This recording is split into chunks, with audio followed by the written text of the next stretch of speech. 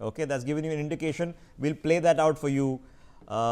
These are, it's a, you know what, when we hear these sirens, they're actually used in factories these days to announce the change of shifts. And that's the happy circumstance, the privileged circumstance that we've grown up in a country that has not experienced this for generations.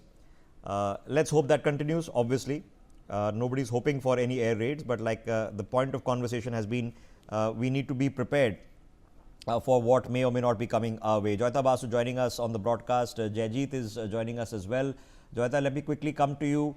So here we are. Let's just digest for a second before I take the larger picture what the state is. We are currently conducting these mock drills. They are not going to be perfected by tomorrow morning or even by next week. So this is an exercise that is telling the country to take the environment seriously. What can we still expect to happen? The thing is, Rishabh, the matter is extremely serious. If I can just mention a personal anecdote, I had gone abroad, I was flying into India and we were in Pakistan. And suddenly, I think I was there just about around the time when the raids were conducted or just little after that.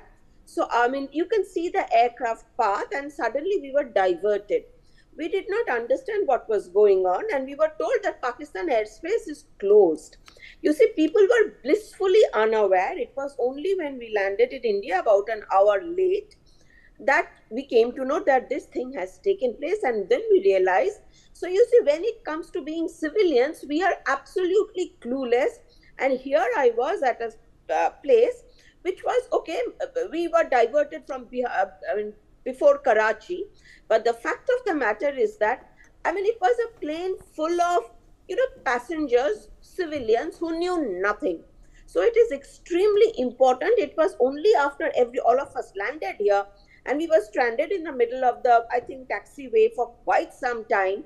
And then people started realizing that something big was going on.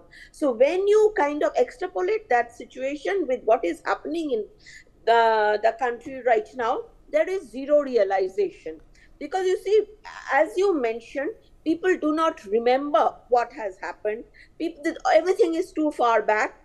And the thing is, you see the air raid sirens. At one point of time, I remember there used to be a siren at 9 a.m.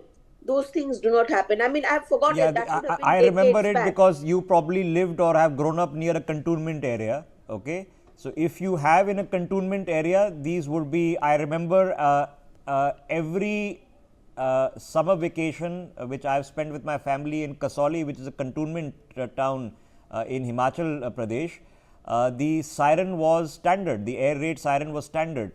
But the air raid siren was not necessarily a mock drill.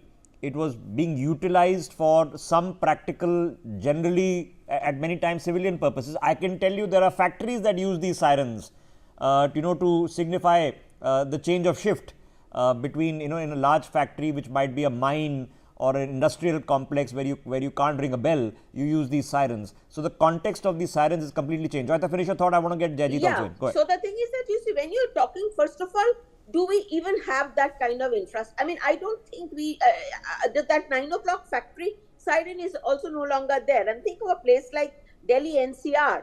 How many, where all will the sirens go off? We don't even have that kind of infrastructure. So suddenly some siren goes off somewhere, there will be total people will not even understand what is going on. Okay, can I get the audio of the siren so we can just play it out so you at least understand what we're talking about? Most of you have got a whiff of it, but let's just play